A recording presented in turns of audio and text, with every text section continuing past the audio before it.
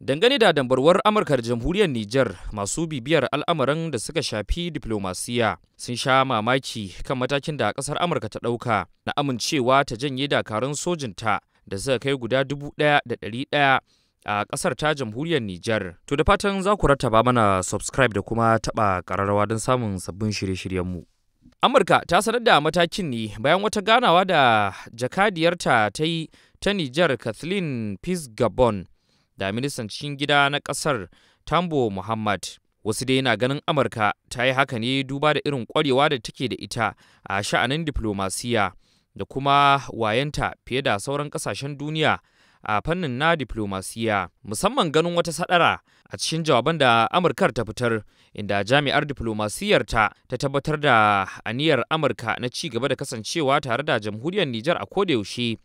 ta hanyar tallafawa ayyukan raya ƙasa da hukumar USAID. Sannan kuma a cikin sadarar aka bayyana cewar ƙasar Amurka za ta sake komawa ta kuma zo da wani sabon tsari wanda kuma za a yi amfani da shi wurin kwashe sojojin na Amurka. Wani bidiyo da a baya ya nuna yadda 'yan majalisar Amurka suka sanya shugaban dakarun soji da ke kula da nahiyar Afirka a gaba, suna ta zuba mishi tambayoyi kan yadda ake samun yawaitar juyin mulki daga sojojin da Amurka ta rena ko kuma ta bawa horo. To da fatan za ku rattaba mana subscribe da kuma taɓa ƙararrawa don samun sabbin shirye-shiryenmu.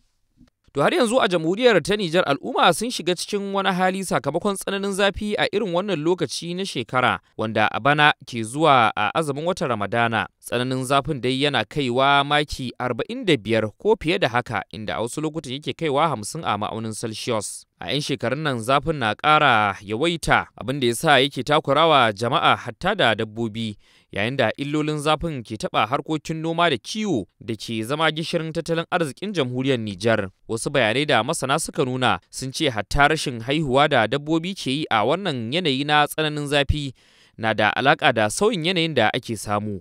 Ƙungiyar Tarayyar Afirka ta taya murna ga zaɓaɓɓen shugaban ƙasar Senegal Bassirou Diomaye Faye kan nasara da ya samu a zaɓen shugaban ƙasa,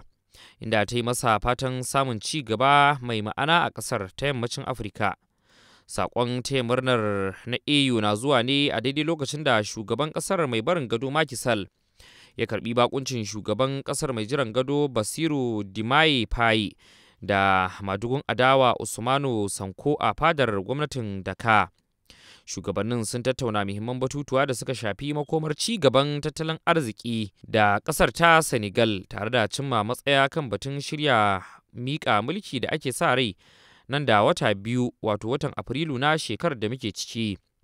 Diomaye Faye, wanda bai taɓa riƙe mukamin siyasa ba, shine shugaba na biyar da zai mulki ƙasar tun bayan samun 'yancin ƙasar tun daga lokacin Leopold Sédar Senghor da Abdou Diop da kuma Abdoulaye Wade, sai kuma Macky Sall mai barin gado. Rahotanni daga birnin Cape Town na ƙasar Afirka ta Kudu sun sanar da wani mummunan haɗarin mota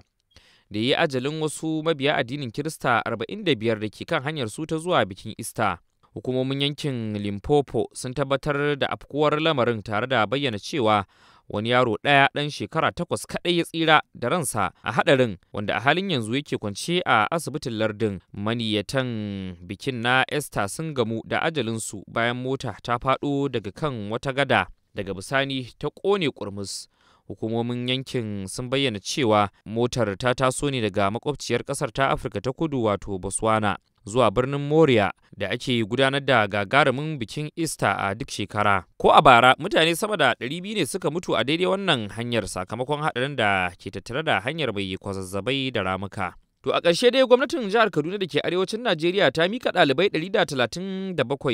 da 'yan bindiga suka yi garkuwa da su ga iyayensu. Iyayen sun yi farin ciki matuƙa